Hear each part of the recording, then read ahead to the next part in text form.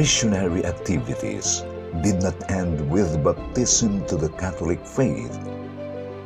The bishops and missionaries in the Philippines had to ensure that the faith would be deeply rooted in the hearts and minds of the native Filipinos. This was manifested in the various institutions and religious practices that were introduced in the Philippines, among them the educational system, creation of hospitals and works of charities, literature, religious practices, and the beatitudes. All these developed in a manner that closely relates with the heart of every Filipino Catholic.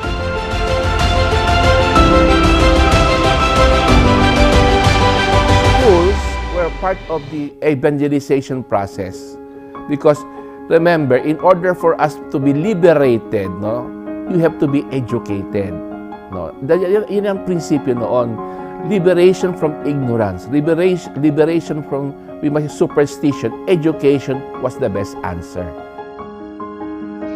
Naturally, the missionary friars were very much interested in the whole evangelization or mission of converting the natives, our indigenous ancestors, to Catholicism.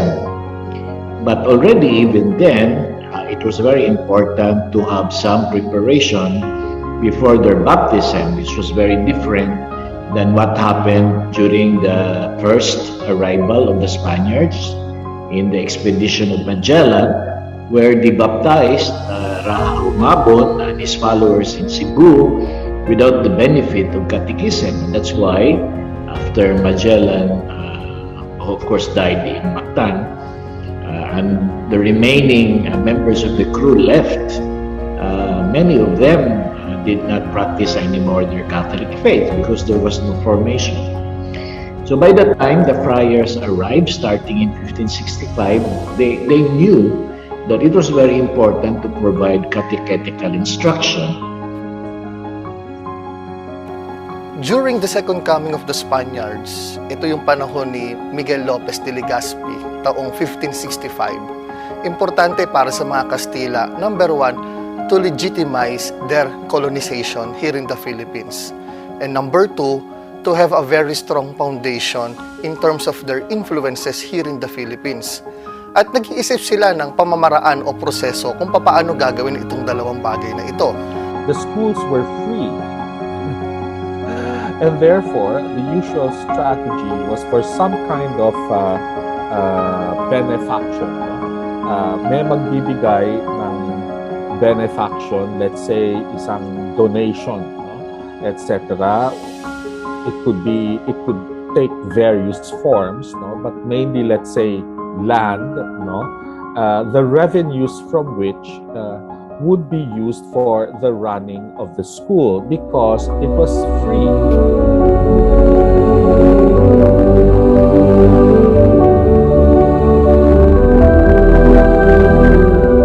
So yung unang period, nagtayo ang mga Kastila ng tinatawag nating catechism schools. Ano ang objective ng catechism schools? Where ang catechism schools, tinuturuan dito basic yung Christian doctrines. Kasi importante ito. Kasama na dito ang pagtuturo ng lengguwahe ng mga Kastila. Kasi una, ito ay pamamaraan. Kapag itinuro mo ang relihiyon, dapat maintindihan din ng mga estudyante kung ano ito. At ito ay sa pamamagitan ng pagtuturo din ng language o lengguwahe nila. And one of the requirements for each parish is to establish a parochial school. So each parish has its own parochial school, and they have also tinatawag natin mga catechists and teachers, because in these parochial schools, the basic reading, writing, and arithmetic were being taught. And before you learn your catechism, you should know how to read and write. Yun ang requirements noon. Ang ilan sa mga dito ay yung itinatag ni Father Pedro Chirino sa Leyte. Nagtatag din si Father Alonso de Humanes sa Leyte din. At nagtatag din si Father Diego de Otaso ng mga tinatawag nating catechism schools.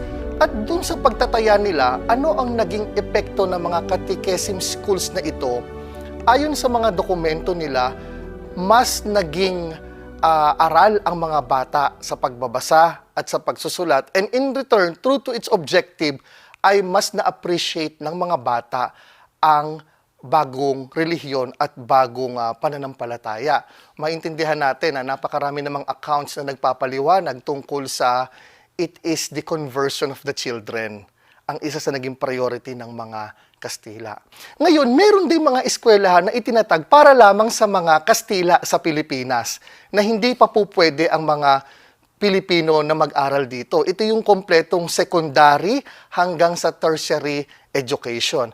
Makikita natin dito ang mga eskwelahang kagaya ng Universidad ng Santo Tomas, gayon din ang kanyang attendant secondary school na Colegio de San Juan de Letran. Gayon din ang eskwelahan na Colegio de San Ignacio at ang kanyang attendant secondary school na Colegio de San Jose, na kung saan dito nag-aaral ang mga Kastila sa Pilipinas. But in any case, the Colegio de Manila would be set up. Okay, it was basically a day school. It wasn't yet admitting. It wasn't going to admit internos, no, etc. That would be the function of the Colegio de San Jose later. Okay, but they opened the school then because mainly for the Spanish population, no? The Spanish colony in the Philippines. The school was not initially open to everybody else, no, and that's how it started. Okay, so at some there was a Spanish official by the name of Esteban de Figueroa. He would be the one who would endow, as it were, the school with the financial support, no, etc., by usually a land grant, etc., etc.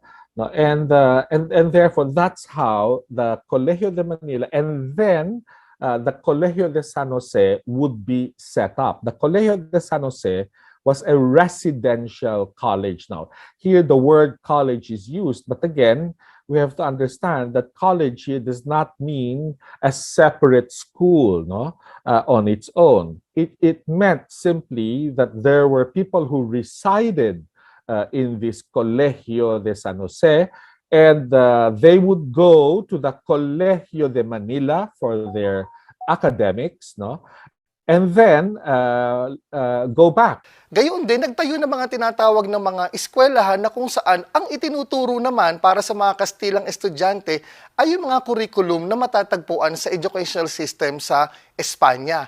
So makikita mo at the onset, sa yugto na ito na binabanggit ko, magkahiwalay ang eskwelahang pinapasukan ng mga Filipino students at gayon din ng mga Kastila.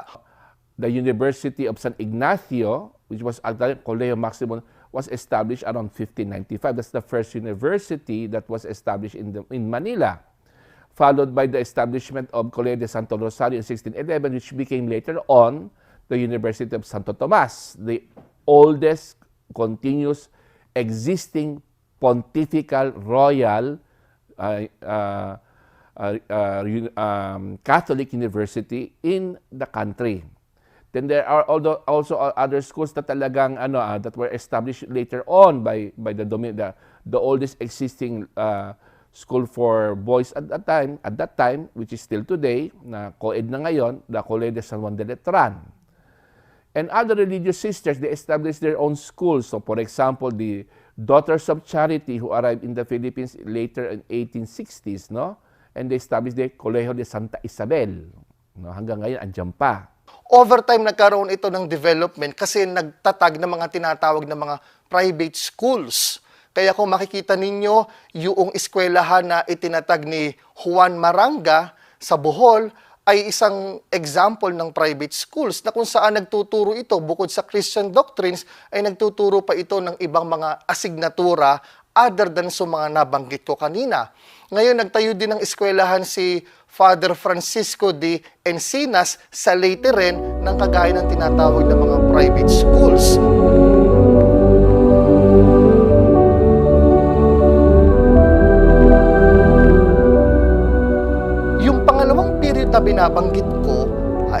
ay period ng 1768 hanggang 1863. Ito naman ay tumatalakay dun sa pagtatayo ng mga vocational schools para doon naman sa ayaw pumasok sa mga formal schools. In order to promote the improvement of agriculture and other industries, aside from the we call parochial school, meron tayong mga vocational schools which we call it today. So these were established in every mission and parish in order to improve the economy of the faithful. And in turn, if they earn an income, and they could use the income to support their families and also support the parish and their families. Kung ano pang industry na alam ng ating mga ninununod noon, in-improve ng mga misyonero. Pero ang pinaka-importante, sa ilalim ng educational reform ng 1863, ay unti-unti mas nagkakaroon na ng influence at masasabi nating educational decisions and affairs ang gobyerno over doon sa mga eskwelahang itinatag ng simbahan at ng mga praile. Later, they would be opened up to the sons of natives, mainly initially, I guess, from the principales, the more established, well-to-do Filipinos, as we would call them today. At that time, the Spaniards called them Indios, so maybe the sons of former datus and their families and their relatives, and so the Colegio de San Jose, a good number of the people in residing in San Jose would go on to become priests, ordained priests, but diocesan clergy. Okay, although also taking up courses in the Colegio de Manila, etc., would be, let's say, the Agustinians would send their people there, etc. So what will happen is that the Colegio de Manila will at some point become the Universidad de San Ignacio. And yet, schools had to be taught in Spanish because, of course, materials available, resources, and so on would have been in the Spanish language. And who could already begin to understand Spanish at the time? But the children of the elite families that were coming out of the dato class, who were favored by the colonizers, or those that were provided positions or authority in the encomiendas. And you're talking very small population. These were really the elite. Unlike today, where education is for the masses, especially in the public school system, during the Spanish regime, it was limited to a very few, and who constituted eventually the elite of Filipino society, like the likes of Jose Rizal and many of our original heroes.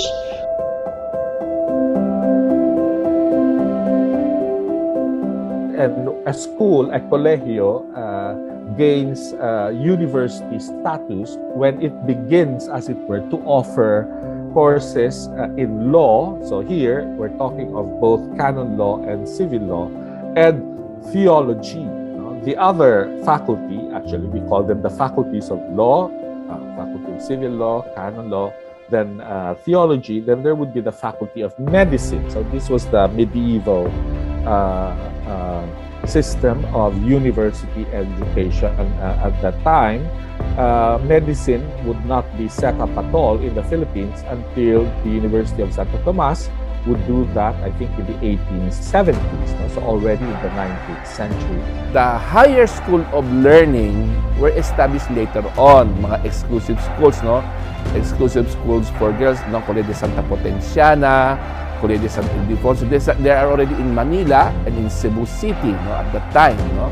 These are higher levels of education, which, of course, ang mga nangangasiwa doon ay mga misyonero at ang simbahan for the improvement of the education of the people, especially the young ones, the Indios and the Mestizos.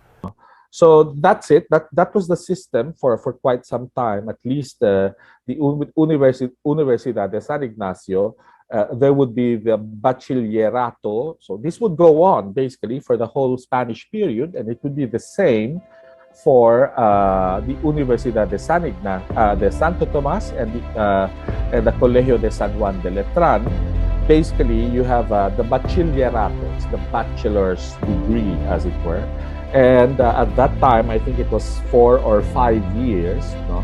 In the 19th century, the Ateneo would try to add 1 more year to make it 6 years, but then they would get into some kind of difficulty with the Dominicans, who were actually the ones monitoring the educational system in the Philippines at that time. At that time, in the Pontifical University, like UST and Ateneo Municipal, ang mga nagtuturo ay mga religious, mga pare. No? Later on, in the 1870s, nagkaroon ng civilly myself service na inintroduce ng mga Kastila, no? Ng mga lay teachers were introduced and they were trained. They could teach school sa mga bahay-bahay nila. And ang mga lay teachers lamang at that time ay ang mga katikista sa mga parokya at sa mga mission school. And not only that, yung mga lay leaders of the communities from far-flung mission were formed by the missionary. Kapag wala mga missionary, they take over to continue the catechetical formation ng mga parishioners, ng kanilang mga parishioners, no? And preparing couples for me. Kaya pagdating ng mga misyonero from the cabecera, from the center, handa nang tanggapin ng sakramento ang mga bibinyagan, pipimpilan at ang ikakasal. Because they were also forming lay leaders in the visitas, in the barrios. So, yan ang ginagawa. These are methods of which how evangelization that teaches that it is an ongoing process. Kaya hindi kaya ng mga missionary. Yung mga nasa cities lamang with their own secondary high, kaya yan ng mga missionary. Pero mga far-flung areas, they need to train and form lay leaders and lay catechists. In 1768, the Jesuits would be kicked out of Spain and all the Spanish dominions in the world. No? The Philippine Jesuits would be herded together into one area, I think, and then they would be sent back to Spain, no? By the route of the Pacific, Mexico, Atlantic, or the other way through the Indian Ocean, etc. So there, the Jesuits would lose the Universidad de San Ignacio, which would be closed, okay? And then the Colegio de San Jose, since it has to be made clear, the Jesuits did not own the Colegio de San Jose, but was the administrator of the Colegio for perpetuity. The provincial of the Jesuits at that time was the one who made decisions about the benefactions, given for the Colegio de San Jose, and therefore the Colegio de San Jose would continue to exist even when the Jesuits were no longer around.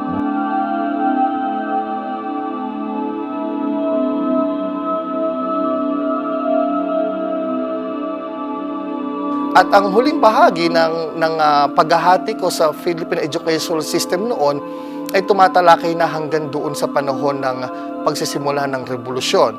Sa panahon na ito, nagkaroon na ng mas malayang kalayaan ang mga tinatawag nating middle class na makapag-aral sa Maynila at the same time makapag-aral sa abroad, sa Espanya, kung saan makuha nila ang kanilang degree. Eventually, itong huling period na ito ay naging importante in terms of the development of Philippine educational system and at the same time the development of Filipino nationalism dahil nga naging mas exposed na at klaro na sa mga Filipino noon yung mga kaganapang nangyayari sa abroad, yung world affairs na tinatawag natin. At nakikita nila na bakit iba ang sitwasyon sa kolonya at iba ang sitwasyon, let's say for example, sa Espanya. In Calamba used to be owned by the Jesuits, by the way. The Hacienda de Calamba. But when they were kicked out, those things were confiscated. No, at some point, the Calamba hacienda will now be bought by the Dominicans. The Rizal's family would be inquilinos, tenants of the Dominicans in Calamba, and under the inquilino, the tenant would be the kasama, the peasants, the ones who actually worked the land, okay, etc. No, so you had this three-tiered or leveled structure. No? So by the beginning of the 20th century, the social problems in the Philippines were becoming more and more real. Okay? So there were many problems in the haciendas of Bian and Pedro Tunasan, and etc. No? So it took time for the Jesuits then to kind of and even then, they would not be totally resolved. No? But those haciendas, the revenues from them, would once again be put to use by its funding of the Seminario de San Jose or San Jose Seminary, which would then produce priests. It would be an apostolic school, meaning to say, they would accept the candidates, seminarians from all the dioceses in the Philippines.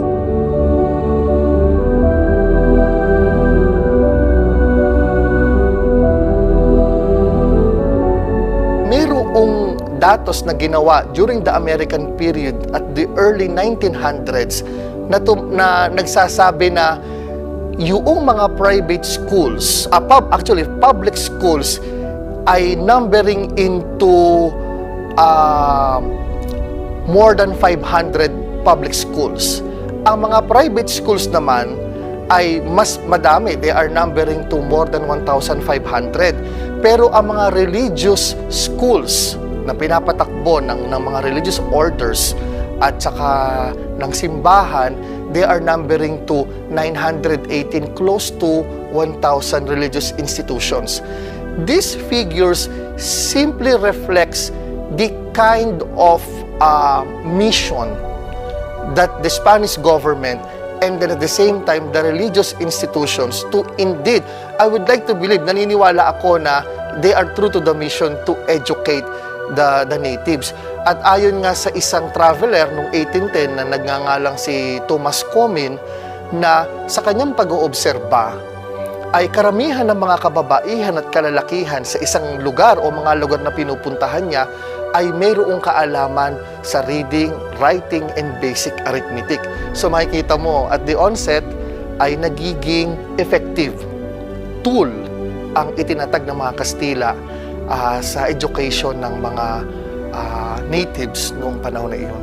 So kung pag-uusapan natin ang legacy ng eskwelahan at ng educational institutions, ay very glaring ito, bagamat nakalulungkot din isipin na napakarami nating Catholic school sa Pilipinas, pero may malaking katanungan in terms of moral development, at the same time yung character formation ng ating mga estudyante. Ang ating Catholic, they're doing their best to conscientize. But the problem is in the arena itself, no? Itong working place where na-embed na yung GRAP in all levels of society. Meron talagang mga asignatura tungkol doon sa character formation, may asignatura tungkol sa Christian faith and Christian development, pero magandang tingnan natin yung nagbabago ba yung curriculum at asignaturang ibinibigay sa mga mag-aaral. Kasi kung aking titignan, merong Christian living, merong theology courses. Pero titingnan natin yung pamamaraan din ng pagtuturo doon sa baka napaka-dogmatic ng approach, at the same time napaka-theological ng approach na nakakalimutan na natin na papaano ito inia-apply doon sa pang-araw-araw na pamumuhay.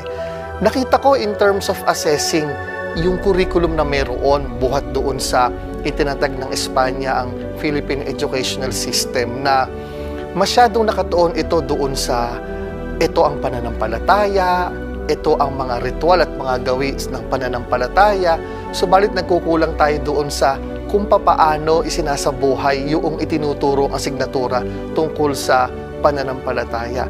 And it is reflecting on the kind of system that we have, the kind of society that we have.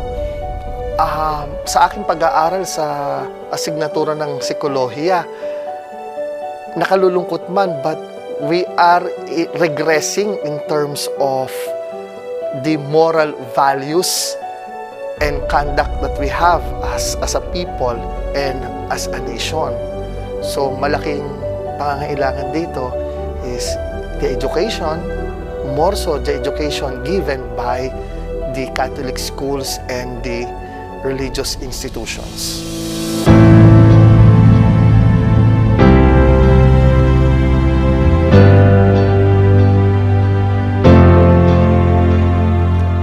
The hospitals were run by the religious, especially the Franciscans. And Nick Joaquin, I think our national artist, described the Franciscans as the fathers of the workers of charity of the Philippine mission, because they were the ones who established the first hospitals, the sanitaria and asylums in the Philippines. And what is interesting, a Franciscan brother, Juan Clemente, founded 2 hospitals, and they are still existing today, but under government, under state control or supervision. And that was the Hospital de San Lazaro and the Hospital de San Juan de Dios. They are the oldest existing hospitals in the Philippines. And ang nag-found, religious brother. One of the things that the Indios were attracted is the care of the body, the healing of the body. Works of charity, they speak louder than words. Kaysa mag-preach ka, yung charity sa kapwa mo, tinutulungan mo yung kapwa mo, hospital, kailangan, pagpapagaling na sa mga may sakit, walang bayan. Many Indios were attracted to those means of evangelization because you cannot save the soul without first saving the body.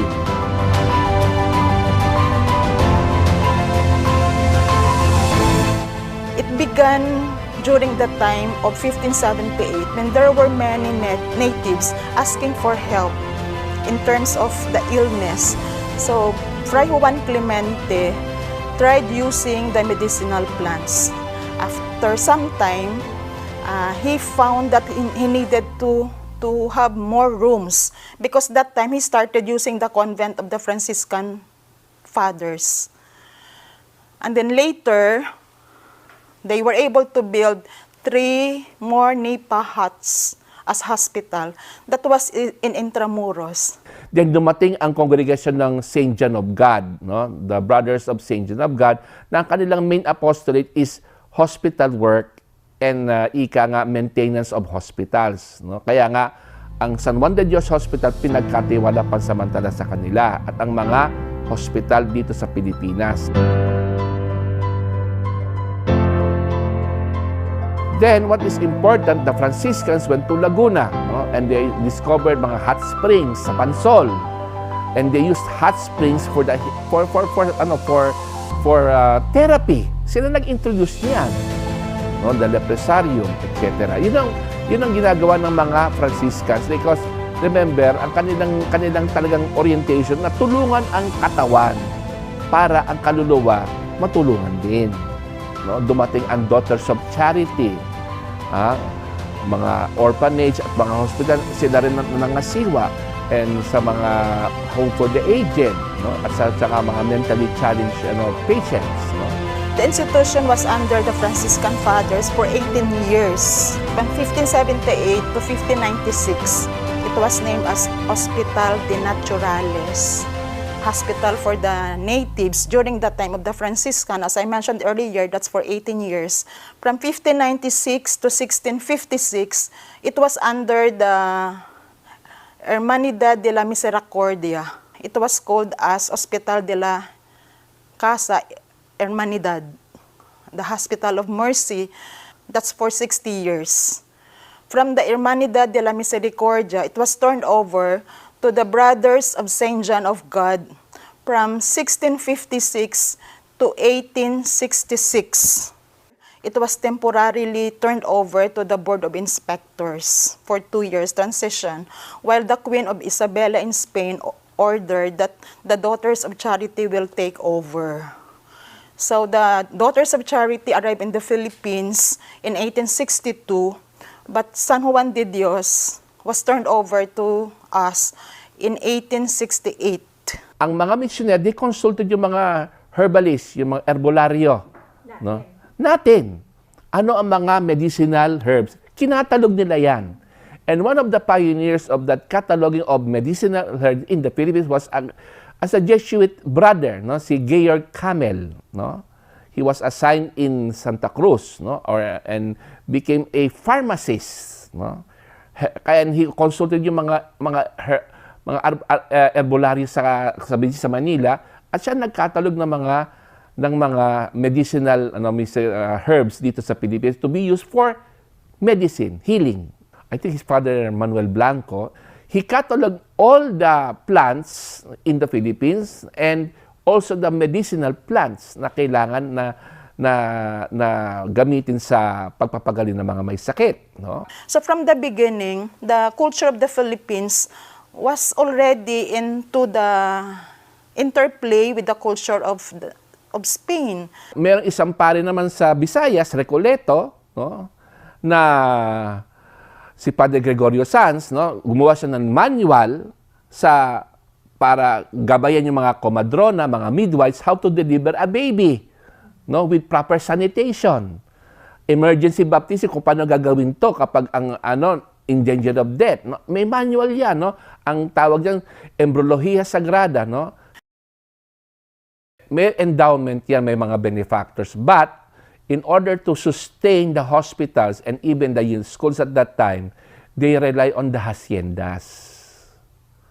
The haciendas are the ones, no, sustaining, maintaining the universities, the schools, and the hospitals. Kaya, walang bayad yan. Kasi ang nagsusustento ang mga hacienda ng mga praile. Yes. We call it the obras pias, the pious works. Na may endowment yan, ang interest mapapapunta sa ganitong hospital, sa ganitong charity, etc. Na ang obras pias para bang tinatawag nating gawaing kabutihan, no? Na mayroong business, pero ang interest, may percentage sa tao nagsimula, mayroong percentage na ibibigay sa kawang gawa. Yan ang tinatawag ng obras pias.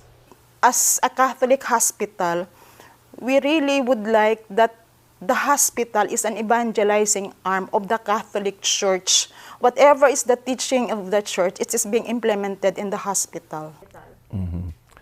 Now, one thing that we have to maintain the historical fact, when the Americans came in, after the Treaty of Paris on December 10, 1898, no, dumating na ang separation of church and state. So, lahat ng mga church institution na run, like hospitals or ibang orphanages, na kinuha na ng Estado. But there are some orphanages na sa religious pa rin yan. Okay? So, ang nangyayari, dyan naman nagsimula ang tinatawag nating hospitalization on the secular level. No? Kailangan na magbayad. Kailangan talaga eh. No? Actually, since the Middle Ages, ever since the start of Christianity, no? Ginagawa yung mga Kristiyano, they help one another. We call it social service. But that social service is based on the love of God and the love of neighbor.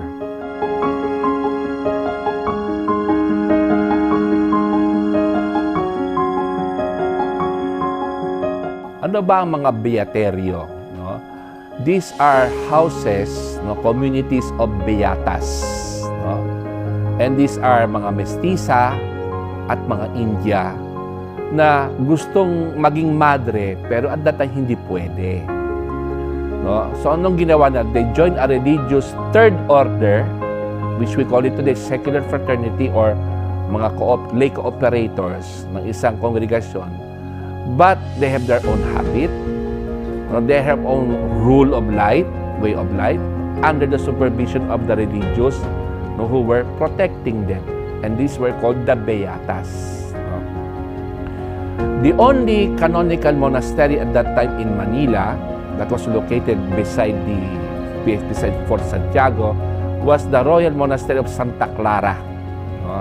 St. Clare Monastery. It was founded in 1621 by Mother Jeronima de Asuncion. No?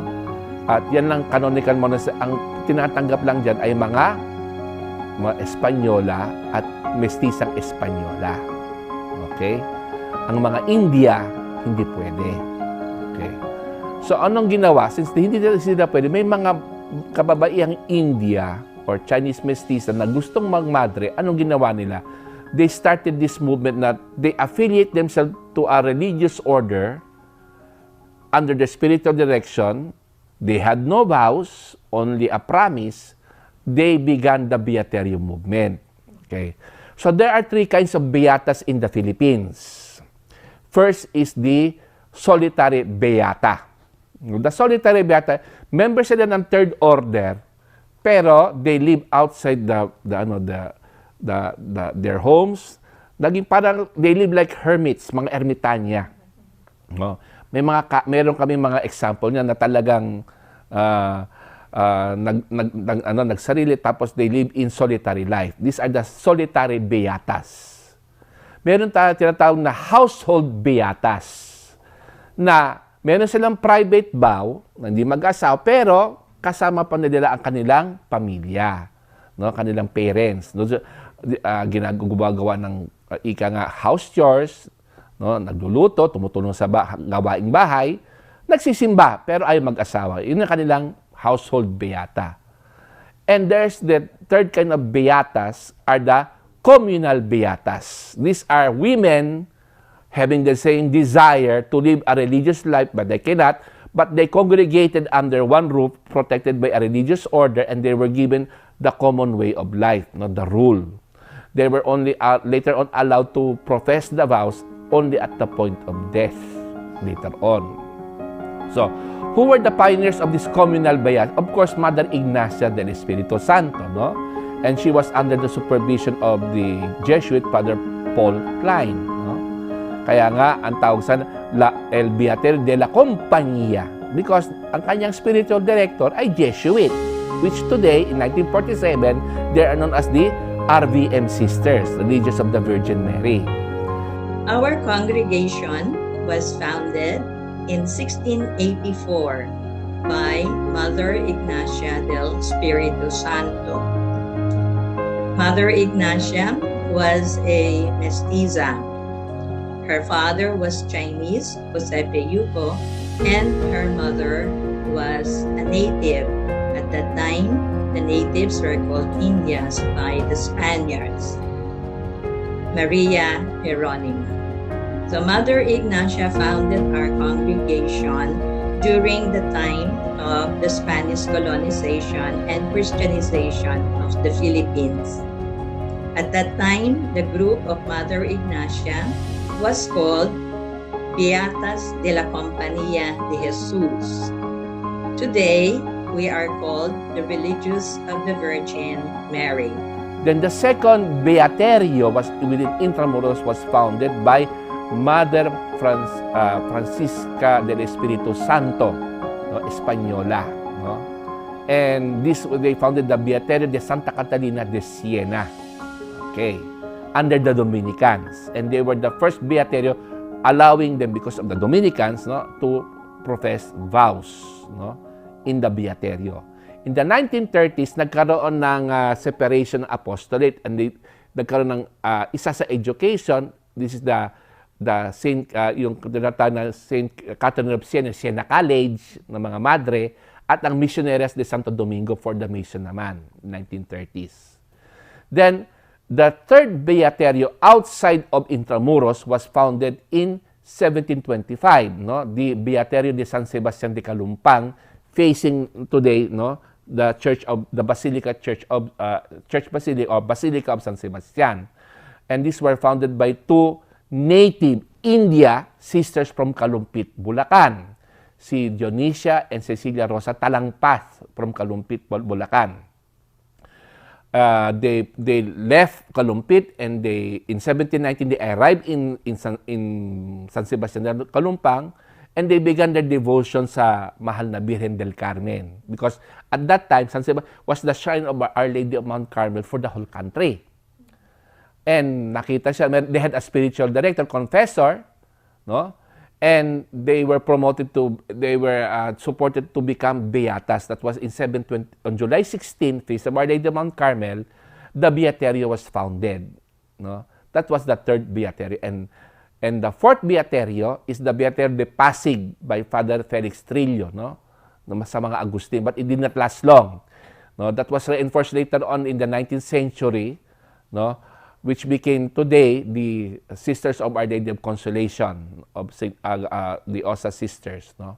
So these were the four beaterios that became congregations today in the Philippines. Itong apat na beaterios na to, they are now fully recognized autonomous religious congregation of women in the Philippines. So they are the pioneers.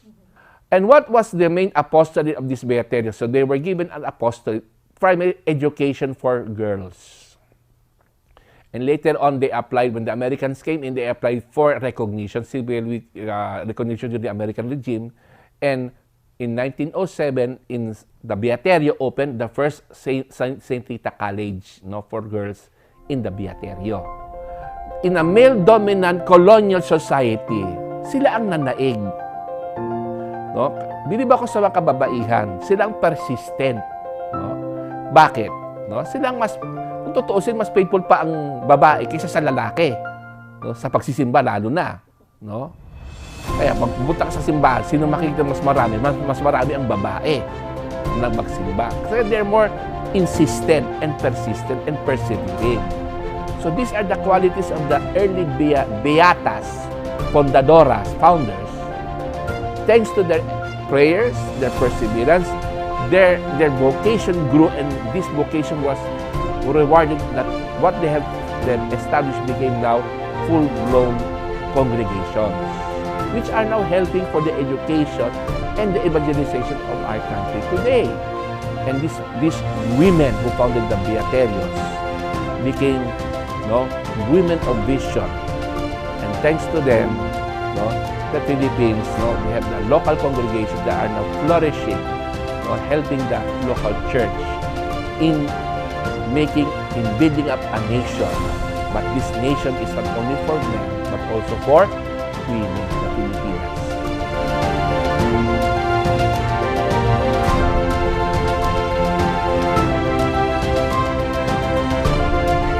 So first, the literary contributions of the missionaries. There are three categories in this literary contribution. First is grammatical. Then they are the ones who preserve our native languages. They compose grammar books in order to help missionaries how to speak the language of the people. So these are the first category, grammatical and lexicographical. No? The alphabet was preserved, but later on, the Indios adopted the alphabet of the European, which is Latin, which was much easier than the native alphabet at that time. So they adopted it. It was not enforced to them. Example, the 1593 Catechism, no, Doctrina Cristiana en Lengua Española y Tagala. It is written in the Latin alphabet and the Alibata. So at that time, the missionaries learned the Alibata of the natives. And they collected words which became dictionaries, that is native language to Spanish and Spanish to this native language, no? Vice versa. So these were done by the missionaries. This is the level what we call the linguistics. The second level is catechetical and devotionary. Okay? What are these catechetical and devotional? I said catechisms were composed in the native languages. Devotion, novenas were composed, no? Were written and even translated from Spanish to the native language of the people. The novenas are catechetical. Somebody asked me, no, way back, Father, why are the Spanish novenas are empty of biblical citations? Correction. No, at that time, there are no citations. If you are analyzing the novenas at that time, during the biblical citations are already incorporated in the text, but they are adapted to the faithful, no? Adapted, already inculturated. That's why you would not say, this is taken from John chapter 2, ganun. Wala. It's already incorporated in the text, including the story of the lives of the saints. And the third is other literary, we might say, which is secular, but at the same time, it has moral teaching. For example, one of our missionaries in Bohol, Father Antonio Ubida, no, composed a novel, no, in Cebuano, no, teaching morals for young girls, for Christian families, no, a novel, no, which others would follow, no, the Pasyong Mahal, which would later on composed by Filipino diocesan priests. Bakit ganun siyang ka-effective? Kasi ninarrate yung paniniwala natin kay Hesus Kristo by narration of His life, yung paano siya nabuhay, paano siya nagsimula, no, ano yung paghihirap niya. At the same time, yung kanyang mga suffering, no, bago siya na-crucified. Flores de Mayo, no, which would again, through the efforts of the missionaries, Filipino diocese have begun composing also devotions, no, for our faithful to impart literacy and morality.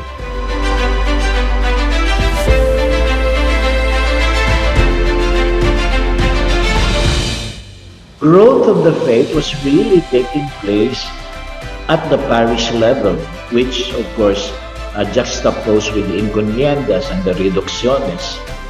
You remember that in the beginning of the Spanish regime, the colonizers sort of forced our ancestors to move away from their isolated abode across mountain ranges and transfer their residence into a center, a reduction that would then facilitate the evangelization, the conversion process.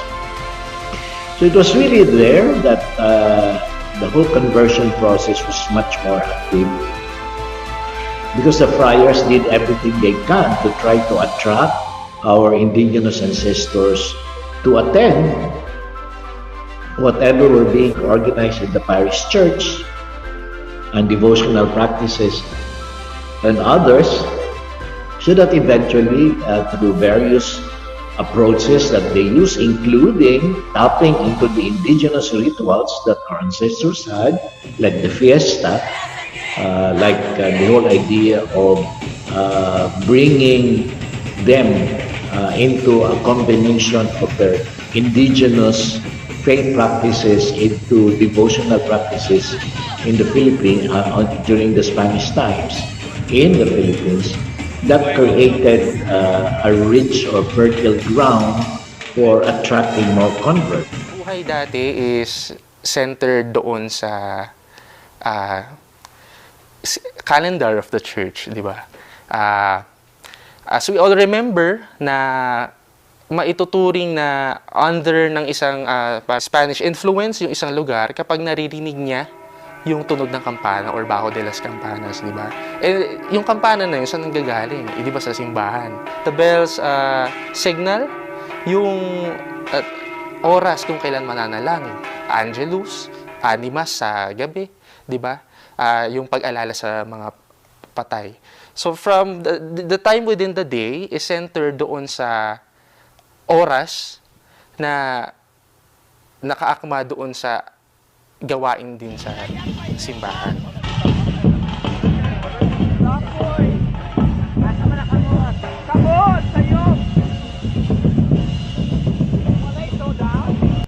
Fiestas are important. You know why? No? Because the missionaries did not establish only a community. They established a Christian community where everybody has to treat like a family. And in order to break the monotony of this Christian, but they have to celebrate the fiestas of the town. Kaya nga, pag-start na ng nobina, bongacious na yan. No? meron mga fireworks, and they would invite yung mga famous preachers and mga katikis, and also mga plays like the comedians were done in the plaza. May mga banda na hinire in order to promote camaraderie. And again, ang celebration ng fiesta is not just for socialization, but also continuous evangelization, catechetical purpose also. Almost all of the towns at that time, they have their own band, the brass band at that time. Because remember, during the elevation of the host, the band would play to honor Jesus, no? During the consecration, the elevation of the host and the chalice. No? At that time, ang ating mga ninuno, no? Maayos ang pamumuhay nila kasi meron silang sense of the sacred. Not ini-inculcate sa piyesta. Ngayon, ang piyesta iba ngayon is more on socialan. Noon ang piyesta, hindi lang social, it's also sacred, no? To honor the saint. No? Magkita mga family reunion. No? Family reunion yan.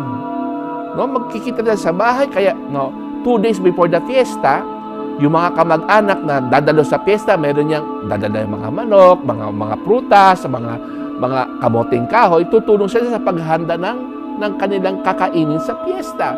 So, everyone was doing their part in helping the family who would be the hosts in the fiesta celebration. Kita mo, merong bayanihan.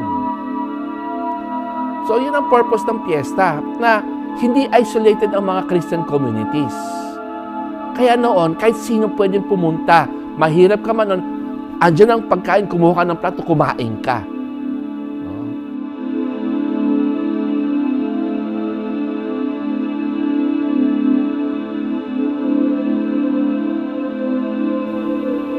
I respect them. I cannot judge their conscience. What the church can do is to conscientize them, be moderate lang.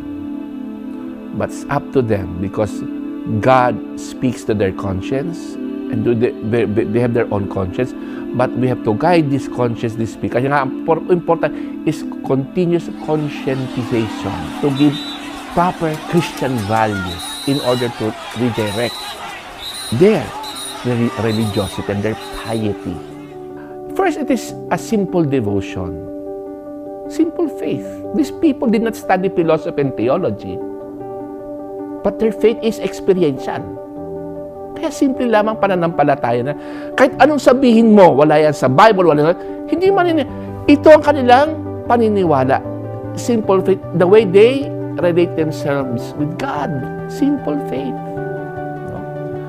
Number 2, characteristic of this Catholic Filipino popular religiosity, it is concrete. Gagawin nila. Wala yung metaphysics, wala yung philosophy, wala.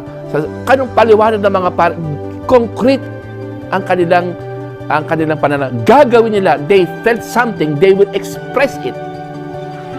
No? Pagtagbosan na, kahit madaganan ka, matapakan ka, okay sa kanila.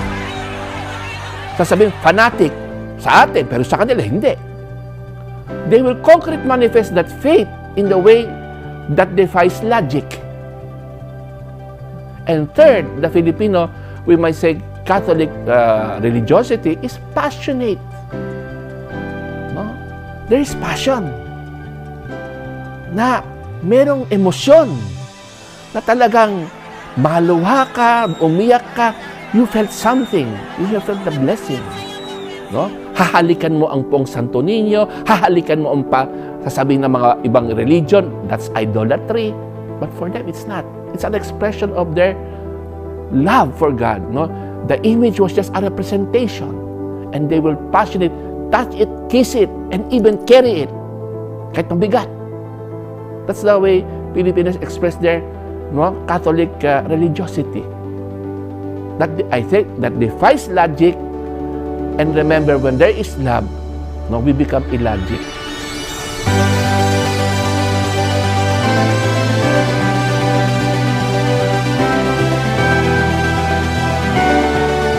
Bakit ngayon, parang yun nga, superficial, basta nasabi na iba, superficial.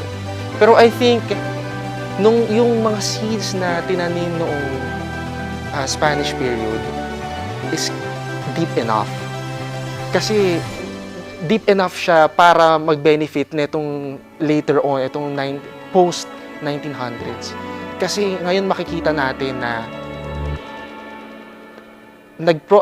nakapagtayo tayo, mga Pinoy, nakapagtayo ng sarili nilang mga religious congregations. And tayo mismo, mga Pilipino, we take part in the Catholic Church in America. We take part in the Catholic Church in Europe, di ba?